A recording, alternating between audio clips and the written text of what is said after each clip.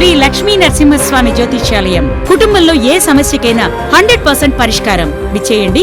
Secunderabad railway station దగ్గర రతిఫైల్ bus stand ఎదురుగా, Secunderabad. Cell 9849783528. Anantapuram నగరంలో వెలుగులోకొచ్చిన హనీ ట్రాప్ కేసు స్థానికంగా తీవ్ర కలకలం రేపుతోంది.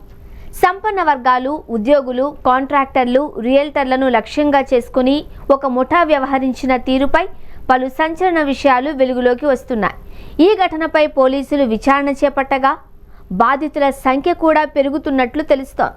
మొత్తం వ్యవహారం వెనుక ఒక ముఠా మాత్రమే కాకుండా కొంతమంది పోలీసు అధికారుల ప్రమేయం కూడా ఉన్నట్లు ఆరోపణలు రావడం మరింత సంచలనం సృష్టిస్తోంది. హనీ ట్రాప్ ముఠా పక్కా ప్లాన్.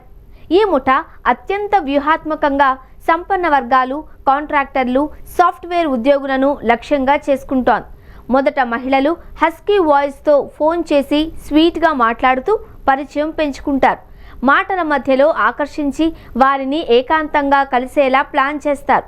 ఆ సమయంలో అత్యంత చాకచక్యంగా న్యూడ్ వీడియోలు, ఫోటోలు తీస్తారు. వీడియో తీయగానే ముఠాలోని ఇతర సభ్యులు భర్తగానో అన్నగానో ఎంట్రీ ఇస్తారు. నా భార్య, చెల్లి జీవితాన్ని నాశనం చేస్తావా అంటూ సదరు వ్యక్తిపై దాడి చేసి భయభ్రాంతులకు గురి చేస్తారు. ఈ విషయం బయటకు రాకుండా ఉండాలి అంటే కొంత నగదు ఇవ్వాలి అని బ్లాక్మెయిల్ చేస్తారు.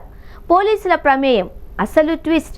ఈ కేసులో పోలీసుల తీరు అత్యంత వివాదాస్పదంగా మారింది. నేరగాళ్లను పట్టుకోవాల్సిన వారే వారితో చేతులు కలిపినట్లు ఆరోపణలు ఉన్నాయి. ఈ మొత్తం వ్యవహారం వెనుక 3 సిఐల ప్రమేయం ఉన్నట్లు తెలుస్తోంది. ఇప్పటికే 2 సిఐలను కర్నూలు డిఐజీకి అటాచ్ చేస్తూ పోలీసు శాఖ చర్యలు తీసుకుంది.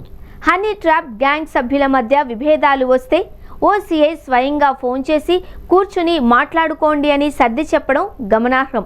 పోలీసుల పేర్లు బయటకు రాకుండా ఉండేందుకు ఓ కానిస్టేబుల్ ముఠాతో బేరసారాలు సాగించిన ఆడియోలు బయటకొచ్చినట్లు సమాచారం. ఈ కేసు ఇలా బయటపడింది. బెంగళూరుకు చెందిన ఓ ప్రైవేటు ఉద్యోగి ఈ ముఠా వలలో చిక్కుకున్నారు.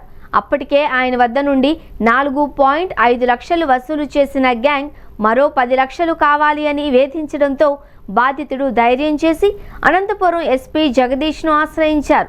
అనంతపురం నగరంలో ఇప్పటి వరకు 8 నుంచి 10 మంది వరకు ఈ ముఠా బాధితులు ఉన్నట్లు గుర్తించారు.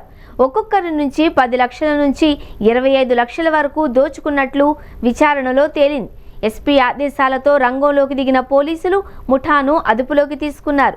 ప్రమేయం ఉన్న పోలీసులపై కూడా శాఖాపరమైన విచారణ వేగవంతం చేశారు. అపరిచిత వ్యక్తుల నుండి వచ్చే ఫోన్ కాల్స్, వీడియో కాల్స్ పై జాగ్రత్తగా ఉండాలి అని పోలీసులు సూచించారు. ఎవరైనా ఇలాంటి వేధింపులకు గురైతే భయపడకుండా వెంటనే పోలీసులకు ఫిర్యాదు చేయాలి అని కోరారు. శాంతి భద్రతలను కాపాడాల్సిన పోలీసులే నేరగాళ్లకు సహకరించడం శాఖాపరంగా తీవ్ర చర్చకు దారితీసింది. ఎస్పీ జగదీష్ తీసుకుంటున్న కఠిన చర్యలు ఈ హనీ ట్రాప్ నెట్వర్క్ను ఎంతవరకు ఛేదిస్తాయో చూడాలి.